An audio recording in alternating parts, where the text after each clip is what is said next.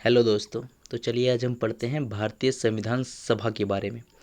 इससे जितने भी प्रश्न पूछे जाते हैं वनडे एग्जाम्स में, आई होप कि ये वीडियो कर लेने के बाद आप उन सारे का आंसर करने के लिए कैपेबल हो जाएंगे। ठीक है, तो चलिए अपना पढ़ते हैं आज भारतीय संविधान सभा।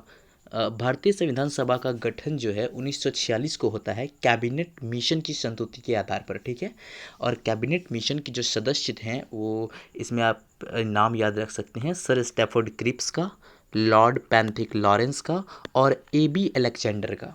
ठीक है, इसकी मतलब कैबिनेट मिशन जब संस्तुति के आधार पर हमारा संविधान सभा का गठन कब होता है, जुलाई 1946 को। सर्वप्रथम संविधान सभा के गठन का विचार स्वराज पार्टी के द्वारा दिया गया था 1924 में। ठीक है, और जब संविधान सभा बना तो उस समय इसके सदस्यों की संख्या 389 निश्चित की गई और इसमें 292 बताया गया कि ब्रिटिश प्रांतों से रहेगा और 4 चीफ कमिश्नरी क्षेत्रों से और 93 देसी रियासतों से। ठीक है, बस इन डाटा को याद रखिएगा, बहुत इंपॉर्टेंट है ये। और फिर अपना आगे हम देखते हैं फिर क्या होता है जब ऐसे संविधान सभा का गठन के बाद जब इसकी सीट निश्चित कर दी गई, फिर होता है हमारा मिशन योजना के तहत चुनाव होता है जुलाई 1946 में ही।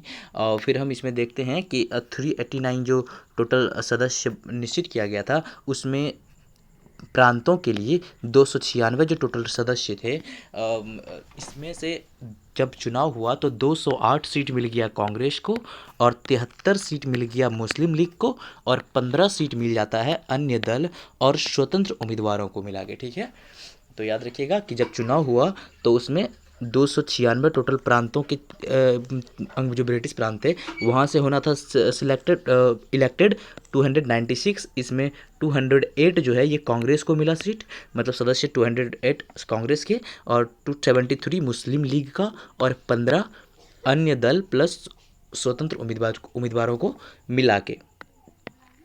और फिर जब हम आगे देखते हैं तो फिर हम यहाँ 9 दिसंबर 1946 को संविधान सभा का पहला बैठक होता है नई दिल्ली में। ठीक है, और इसके अस्थाई अध्यक्ष यहाँ पे इसका अध्यक्षता करते हैं डॉक्टर सच्चिदानंद सिन्हा, जो कि यहाँ पे बैठे सब में से बुजुर्ग सदस्य थे, इसलिए इसे ही अध्यक्ष नियुक्त किया गया। वो अस्थाई थे क्योंकि इसे नियुक्त किया गया था। ठीक है, और फिर मुस्लिम लीग ने इस जो पहला वाला जो बैठक हुआ था संविधान सभा का 9 दिसंबर 1946 को, इसका बहिष्कार कर दिया और यहाँ पे पाकिस्तान के लिए अलग संविधान सभा की मांग की उन्होंने। ठीक है, और फिर अपना अब आगे देखते हैं।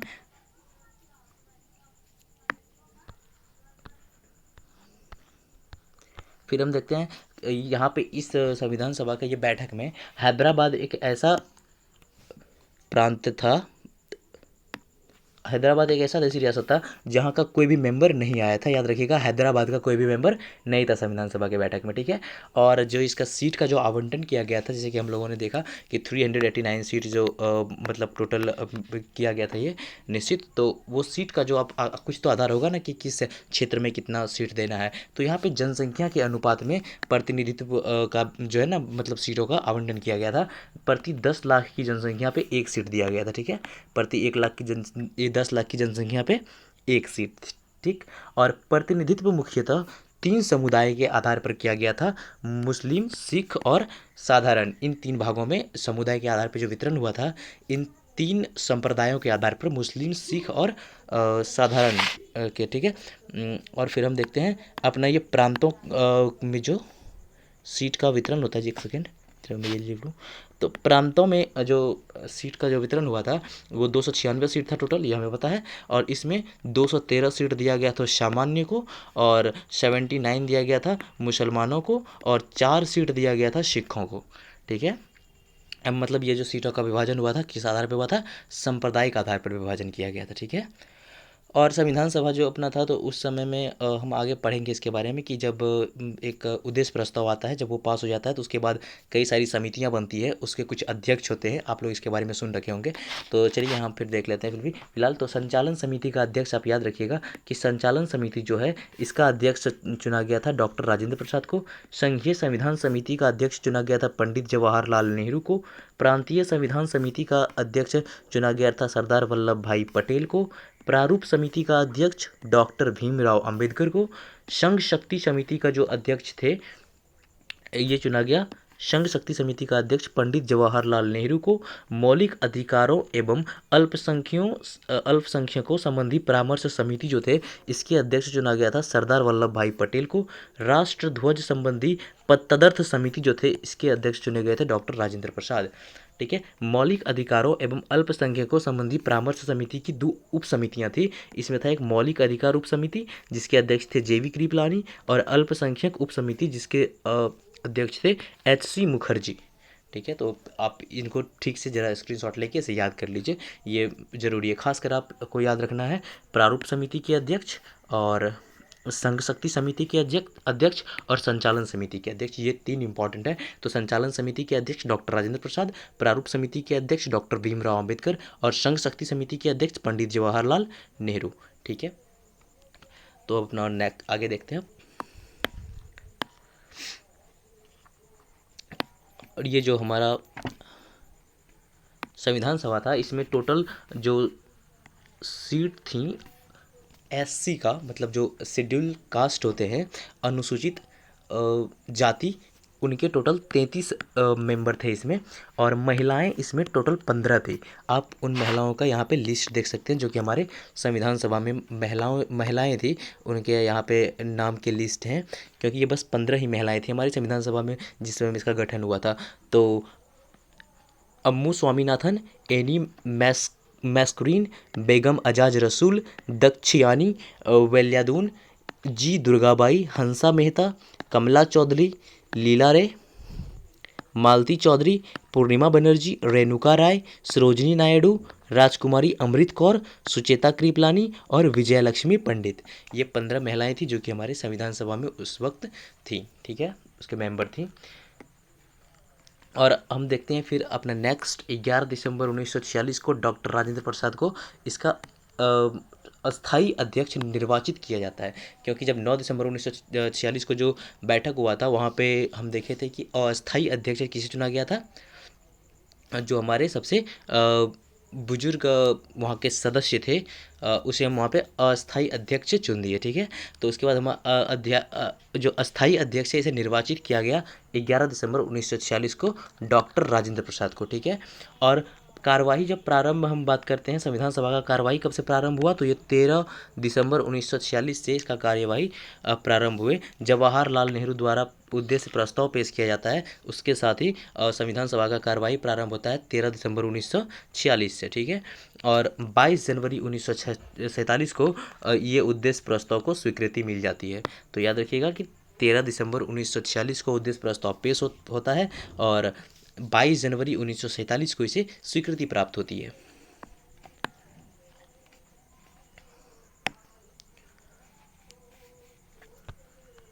नेक्स्ट इसके जैसे कि हमारा जब उद्देश्य प्रस्ताव जब बताए थे कि पहले ही मैं बता चुका हूँ, उद्देश्य प्रस्ताव को जब स्वीकृति मिल जाती है उसके बाद क्या होता है, बहुत सारी समितियों का गठन होता है, जिसमें कि कुछ मुख्य प्रमुख समितियाँ थी, वार्ता समिति, संघ संविधान समिति, संघ शक्ति समिति और प्रारूप समिति।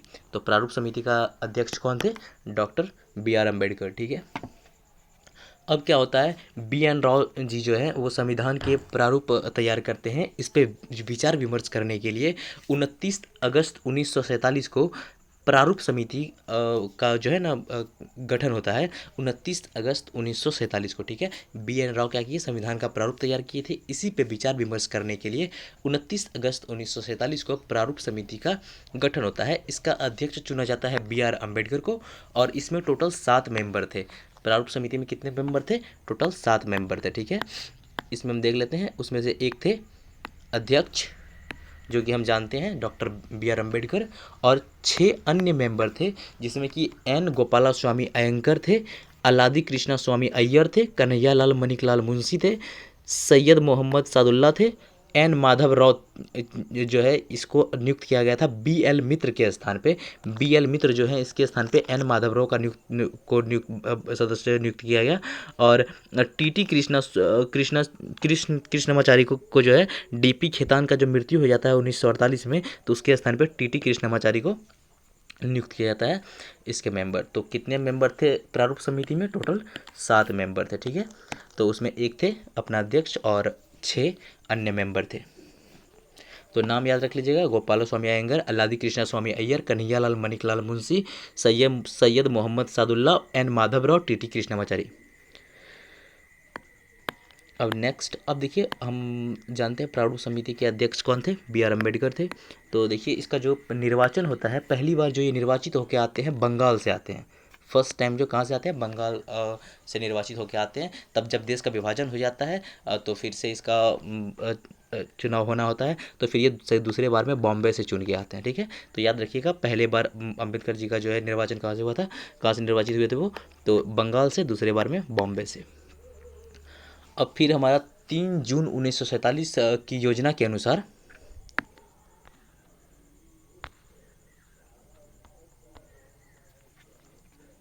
अब क्या होता है, 3 जून 1947 के योजना के अनुसार देश का जो है बंटवारा हो जाता है। उसके बाद हमारा जो टोटल संविधान सभा में पहले कितना सदस्य था, 389 सदस्य था।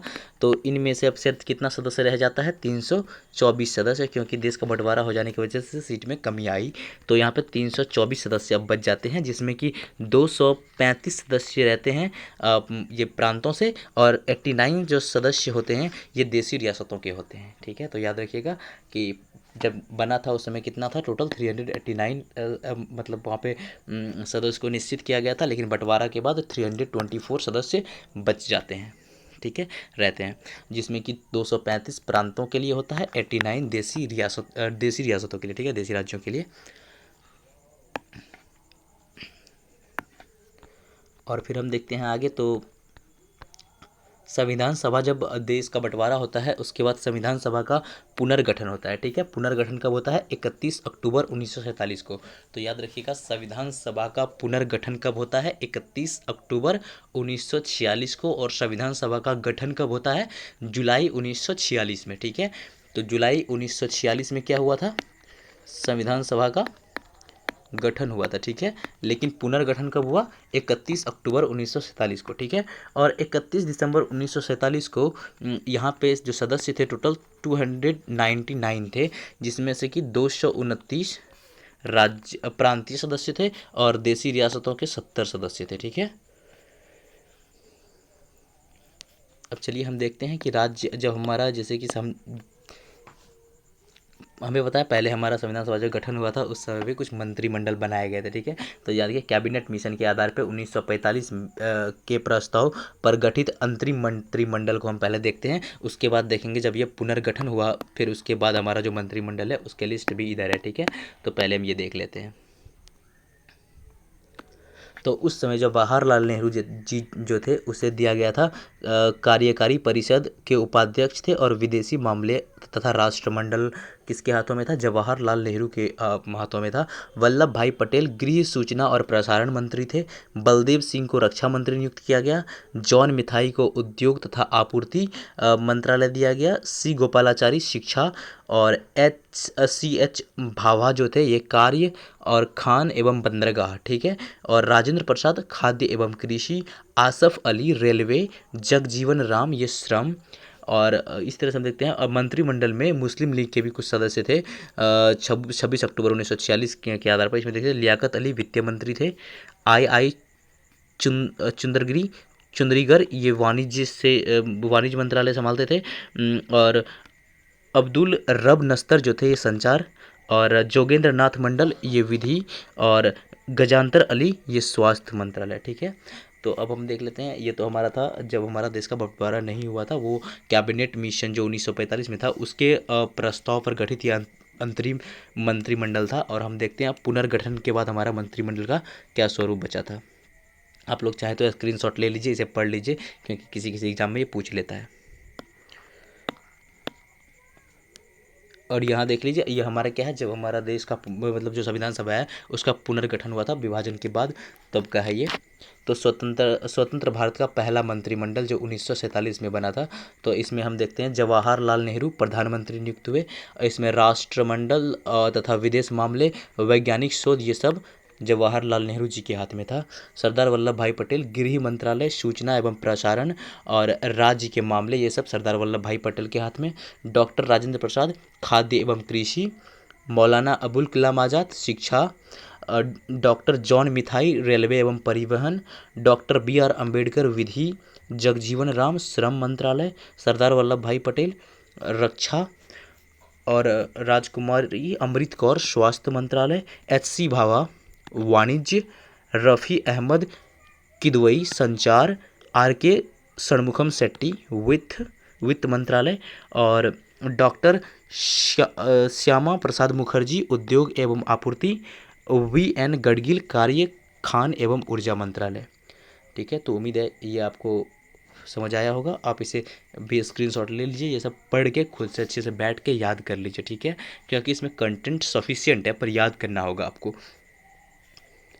और आपको यहाँ देखिए, अब इसमें हम ज़्यादा देख लेते हैं कि अब प्रारूप समिति जो है अपना रिपोर्ट सौंपता है।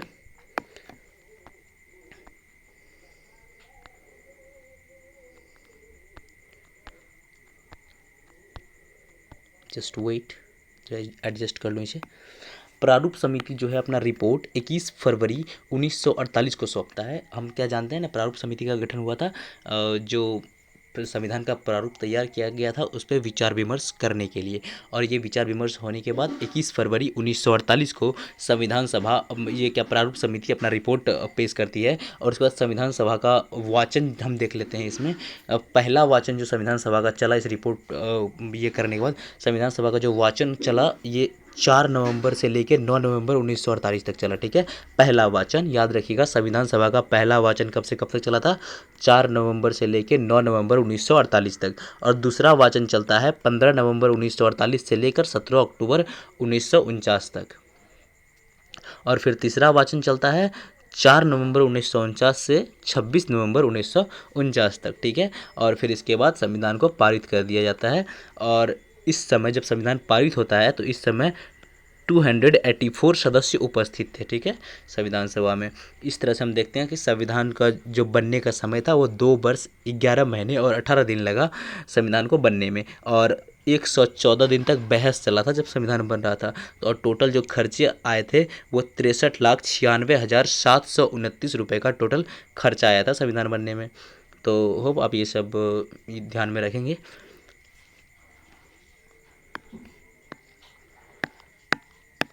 और फिर हम देखते हैं, हमें पता है कि संविधान को पारित किया गया था 26 नवंबर 1949 को। ठीक है, और जब ये संविधान पारित हुआ था उस समय संविधान में 22 भाग, 395 अनुच्छेद और 8 अनुसूचियाँ थी। ठीक है, पर वर्तमान समय में 22 भाग, 395 अनुच्छेद और 12 अनुसूचियाँ हैं।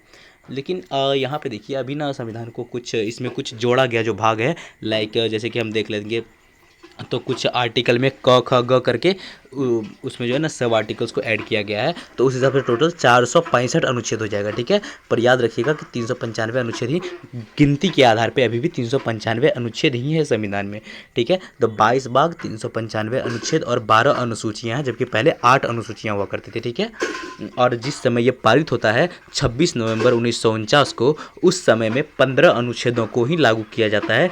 5, article 5, article 6, article 7, article 8, article 9 and 60, 314, just wait, कितना लिखा हूँ, 324, सॉरी ये 324 है। तो आर्टिकल 5, आर्टिकल 6, आर्टिकल 7, आर्टिकल 8, 9, 60, 324, 366, 367, 379, 380, 388, 391, 392, 393, ये 15 जो अनुच्छेद हैं इनको पारित किया गया था 26 नवंबर 1949 को। शेष अनुच्छेदों को 26 जनवरी 1950 को लागू किया गया। ठीक है, तो यहाँ तक हम संविधान का पूरा सब देख चुके हैं, और इसके बाद और कुछ जो एडिशनल चीज़ें ये भी हम देख लेते हैं।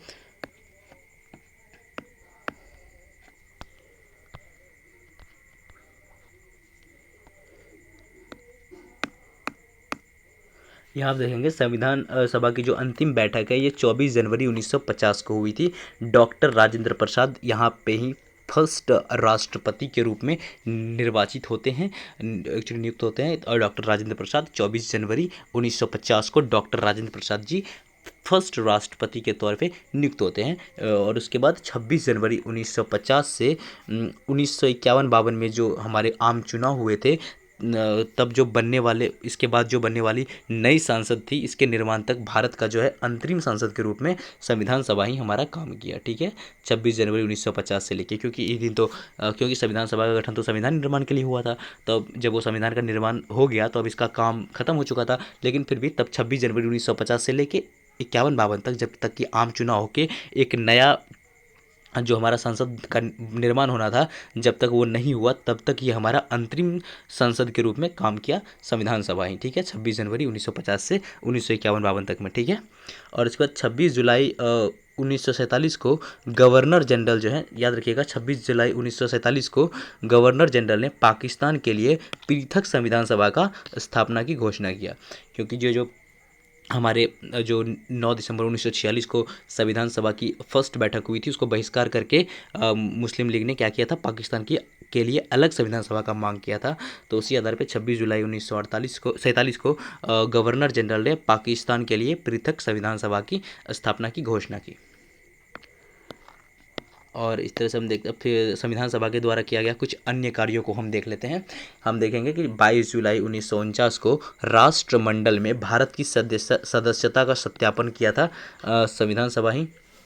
और 22 जुलाई 1947 को राष्ट्रीय ध्वज अपनाया गया। राष्ट्रीय ध्वज कब अपनाया गया? 22 जुलाई 1947 को। और 24 जनवरी 1950 को राष्ट्रीय गान, जैसे कि जनगण मन हमारा जो है उसे अपनाया गया था। कब? 24 जनवरी 1950 को, याद रखिएगा, हमारा राष्ट्रीय गान अपनाया गया था। फिर 26 जनवरी 1950 को राष्ट्रीय गीत अपनाया गया, जो वंदे मातरम है, इसे 26 जनवरी 1950 को अपनाया गया था संविधान सभा के द्वारा ही। थैंक्स फॉर वॉचिंग, और होप कि आपको ये पसंद आया होगा। इसी तरह से मतलब अगर और वीडियोस आपको चाहिए, कंटेंट बेहतर था पर आप इसमें जो याद करने की चीज़ें थी, उम्मीद करता हूँ आप उसके स्क्रीनशॉट ले लिए होंगे, उसे याद कीजिए। अब और इतने कर लेने के बाद संविधान सभा से रिलेटेड कोई भी क्वेश्चन आएगा, आप उसका आंसर ना कर पाएँ, ऐसा हो नहीं सकता, क्योंकि इस कंटेंट से बाहर का एक भी क्वेश्चन नहीं मिलेगा आपको एग्जाम में, किसी भी ये जो 1 डे एग्ज़ाम्स होते हैं इसमें।